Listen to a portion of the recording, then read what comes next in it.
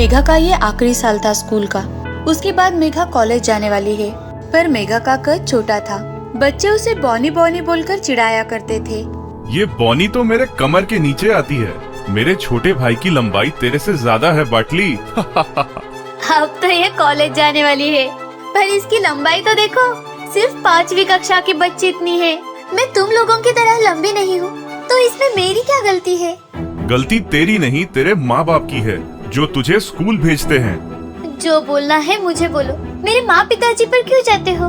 अच्छा, तो अब बॉनी को गुस्सा आ गया। आजा, आ मुझे मार। तुझे मारने के लिए उसके हाथ तेरे गाल तक तो आने चाहिए ना। प्रदीप मेघा के हाथ से उसकी किताबें छीन लेता है। ये ले तेरी बुक, ले। लेकर दिखा। मेघा को चिढ़ाते हुए प्रदीप बुक्स को ऊपर पकड़ता है। मेघा कूद रही है। मेरी बुक्स दे ना प्रदीप, दे दे प्लीज। प्रदीप मेघा की किताबें दे देता है। मेघा रोते हुए घर आई। मेघा की माँ भी उससे अच्छे से बात नहीं करती थी। सत्यानाश, फिर से रोते रोते घर आ गई। मैं तो इससे परेशान हो गई। अब बोलेगी भी कि क्यों रो रही है। शादी की उम्र होती जा रही है और अभी भी बच्चों की तरह रोते हुए घर आती है। माँ, वो नेहा और प्रदीप फिर से मुझे बॉनी बॉनी कहकर चिढ़ा रहे थे। तो इसमें रोने वाली क्या बात हो गई? बॉनी तो तू है ही। अब जा यहाँ से।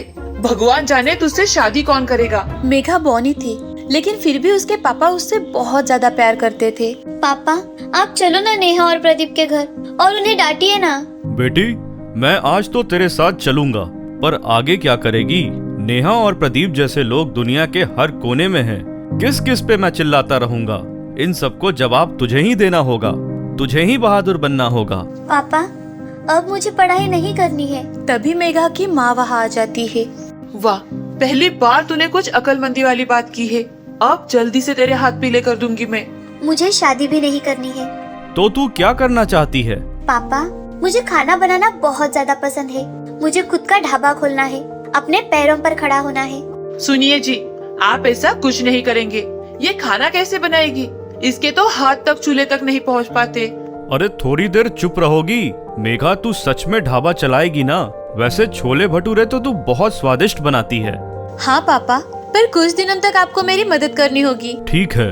मेघा के पापा हमेशा ही उसका साथ देते थे। मेघा अपना खुद का ढाबा खोल लेती है, पर पहले दिन उसके ढाबे पर कोई भी ग्राहक नहीं आया। अभी तक कोई क्यों नहीं आया? आज ही तो ढाबा खोला है बिटिया, थोड़ा समय दे, ग्राहकों की लाइन लग जाएगी। मेघा के पापा कुछ दिन उसके साथ आते हैं। ग्राहक बस गिने चुने ही थे। आज 3 दिन हो गए, कल से तुझे ही अपना ढाबा चलाना होगा, मैं नहीं आऊँगा। ठीक है पापा, जिस दिन ज्यादा ग्राहक आएंगे उस दिन आप आना मेरी मदद करने के लिए। मेघा कुछ घंटे अकेले ही बैठे रहती है। तभी वहाँ पर नेहा और प्रदीप आते हैं। कोई है यहाँ? भाई ऑर्डर ले लो। अरे प्रदीप, देख तो वो बॉनी भी यही है। तू यहाँ क्या कर रही है? ये मेरा ही ढाबा है, क्या ऑर्डर है ये बोलिए। इतना गुस्सा? अरे बाप रे, मैं तो डर गया। प्रदीप, चल ना कहीं और खाना खाते हैं। पता नहीं ये बॉनी कैसे खाना बनाएगी। मुझे बहुत भूख लगी है और यहाँ आस पास में कुछ भी नहीं है। एक काम कर बॉनी, जल्दी से 2 प्लेट छोले भटूरे ले आ। ठीक है। वही दूसरे टेबल पर भी एक लड़का बैठा है, सूरज नाम का। वो भी छोले भटूरे ही ऑर्डर करता है।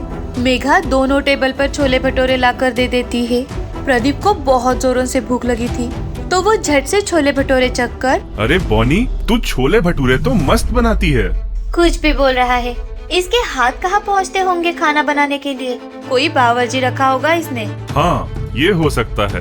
तुझे उससे क्या करना है? चुपचाप पैसे दे और जा यहाँ से। अरे फिर से बॉनी को गुस्सा आया। पैसे चाहिए? ये ले, ये ले। मेघा उछल उछल कर पैसे लेने की कोशिश कर रही थी।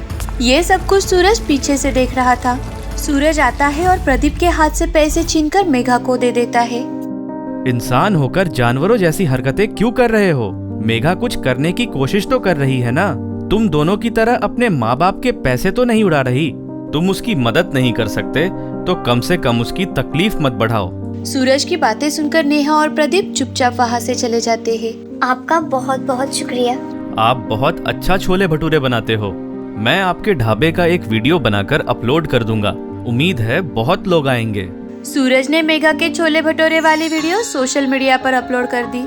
और अगले ही दिन उसके ढाबे पर लोगों की अच्छी खासी भीड़ आ गई। बेटा ये क्या है, इतने सारे ग्राहक?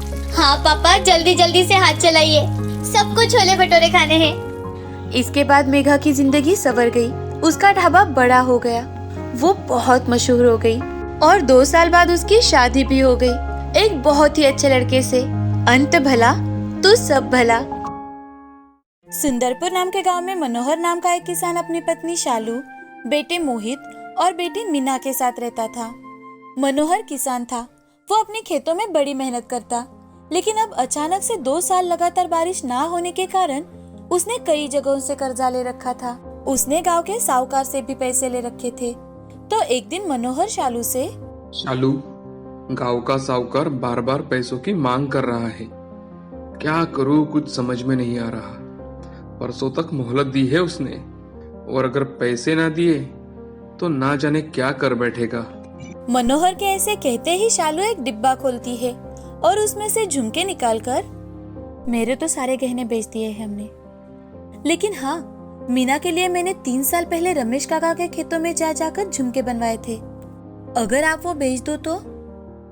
इस साल तो ऐसे ही है, किसी के खेतों में पानी ना होने के कारण कोई काम नहीं है, लीजिए बेच दीजिए इन्हें। लेकिन बड़ी मुश्किल से तो तुमने ये झुमके खरीदे हैं, अब अगर ये भी बेच दिए तो उसकी शादी के लिए हमारे पास क्या बचेगा, हम उसकी शादी कैसे कर पाएंगे। आप बिल्कुल चिंता मत करो, सब कुछ ठीक हो जाएगा। देखना, इस बार जरूर अच्छी बारिश होगी और फिर हम सबका कर्जा भी चुकता कर देंगे, और हमारी मीना के लिए झुमके ही क्यों, बाकी के गहने भी बनवाएंगे। ठीक है, जैसा तुम कहो। अब मनोहर दूसरे ही दिन साहूकार के पास जाता है और वो झुमके बेच देता है। तभी साहूकार उसके पैसे निकालते हुए, मनोहर, तूने मेरे पहले पैसे तो दे दिए हैं, लेकिन उसमें भी अभी 5,000 रुपए बाकी है। लेकिन चल, अगर तुझे चाहिए तो मैं तुझे 6 महीने के लिए और कुछ पैसे दे सकता हूँ। जी ऐसा हुआ तो बड़ी मेहरबानी होगी माए बाप आपकी। अब मनोहर अगले साल के बीज खरीदने के लिए फिर से साहूकार से पैसे लेता है और दूसरे ही दिन से अपने खेत साफ करना शुरू कर देता है।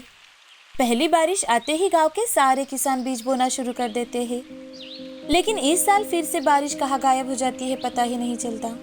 तो सारे गांव में फिर से बीज बोने का संकट फैल जाता है, लेकिन दूसरा कोई रास्ता ना होने के कारण सभी लोग बीज बोते हैं। दूसरी बार बीज बोने का भी कोई फायदा नहीं होता, क्योंकि इस साल फिर से सूखा पड़ जाता है और उनकी सारी फसल खराब हो जाती है। तो एक दिन सुबह सुबह लोग जाग ही रहे थे कि तभी सुधा के घर से जोर जोर से रोने की आवाज आने लगती है। हे भगवान, ये सब क्या हो गया हमारी जिंदगी में? आप हमें छोड़कर क्यों चले गए? आपने ऐसा क्यों किया? आप तो इस संसार से मुक्त हो गए। आपके पीछे हम भी तो थे, हमें भी थोड़ा थोड़ा जहर दे दिया होता तो हम भी आपके साथ आते। हमें अकेला क्यों छोड़ा, क्यों? सुधा का रोना सुन सारा गांव एक जगह इकट्ठा हो जाता है और वहाँ पर चर्चे शुरू हो जाते हैं। आखिर करता भी क्या? साहूकार से लिया कर्जा इतना बढ़ गया था कि उसे आत्महत्या करनी ही पड़ी। अरे भाई, गांव में तो हर किसी की यही परिस्थिति है, लेकिन आत्महत्या करना ये क्या सही बात है? गांव में बातें हो ही रही थी कि तभी चरण नाम का एक लड़का भागते हुए वहाँ आता है और वो एक आदमी से, चाचा जल्दी चलो ना मेरे साथ, मेरे पापा कल शाम से घर नहीं आए, कहीं उन्होंने, चलो ना चाचा। अब 2-3 लोग मिलकर चरण के साथ उसके खेत में जाते हैं।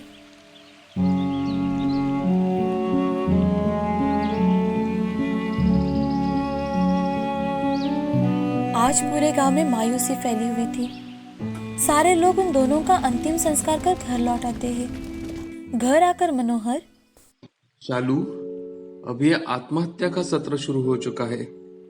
अब भगवान जाने ये सब कब खत्म होगा। हाँ जी, लेकिन आत्महत्या तो इसका कोई उपाय नहीं होता।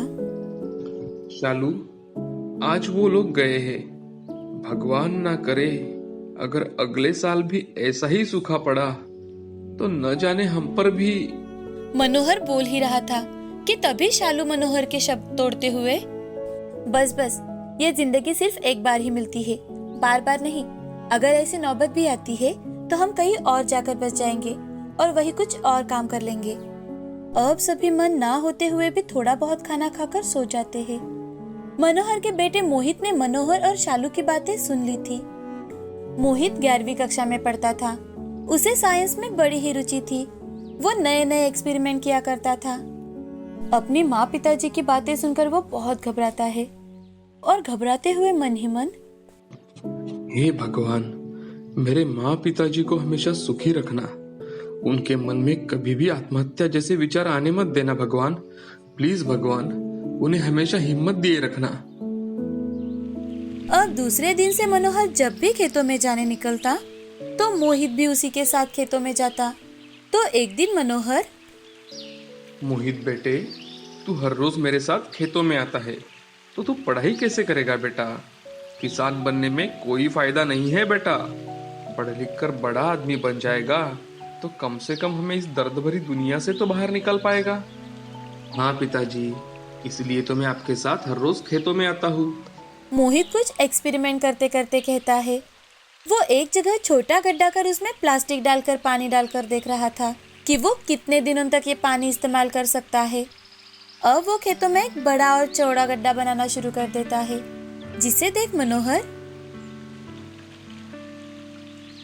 मोहित बेटा, एक तो हमारा खेत इतना छोटा है, ऊपर से तुम ये सब क्या कर रहे हो? पिताजी, आप मुझ पर बस एक बार विश्वास रखो। मैं जो ये कर रहा हूँ ना, वो आपको इस बर्बादी से बाहर निकालने के लिए ही कर रहा हूँ। मोहित और मनोहर बोल ही रहे थे कि तभी एक आदमी मनोहर को आवाज लगाकर, अरे मनोहर, ए मनोहर, वो रामलाला ने आज खेतों में इस्तेमाल होने वाली दवा खाकर अपने साथ पूरे परिवार को भी खत्म कर दिया है।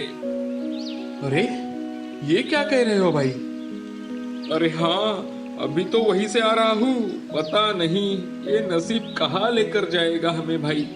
ये बात सुन अब मोहित का इरादा और भी ज्यादा पक्का हो जाता है। अब वो उस गड्ढे के आसपास का पानी भी उसमें कैसे आएगा, इसका आयोजन करता है। अपना दिमाग दौड़ाकर बारिश के पानी को गड्ढे में इकट्ठा करने का प्लान बनाता है। कुछ ही दिनों में बारिश शुरू हो जाती है। इस साल सबने थोड़ा लेट ही बीज बोने का निर्णय लिया था। नसीब से इस साल बारिश भी ठीक ठाक हुई थी, तो सभी के धान अच्छे थे। यहाँ मोहित ने अपना दिमाग लगाकर जो पानी इकट्ठा किया था, इस साल उसी कारण मनोहर साल में 2 बार उत्पादन निकाल पाता है। अब ये बात गांव के साथ साथ गांव के आसपास के गांव में भी फैल जाती है। अब कई सारे लोग मोहित का एक्सपेरिमेंट देखने आने लगे।